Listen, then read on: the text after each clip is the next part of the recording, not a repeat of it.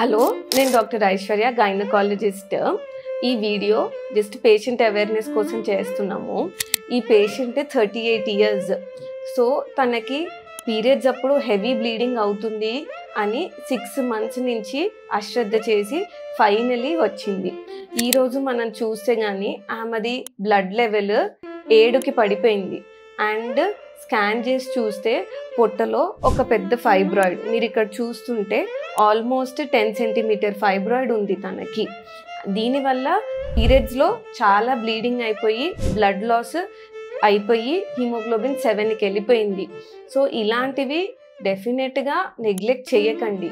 మీరు 1 or 2 months wait చేసి అవ్వట్లేదు అంటే తొందరగా డాక్టర్ని అప్రోచ్ అవుతే మీ హిమోగ్లోబిన్ లెవెల్స్ మెయింటైన్ అయ్యి తొందరగా ఇలాంటి ఎలా ట్రీట్ చేయాలో డాక్టర్ సర్జరీస్ చేసా లేదా ఇంజెక్షన్స్ ద్వారానా మీకు పర్సనలైజ్డ్గా ట్రీట్మెంట్స్ ఇస్తారు.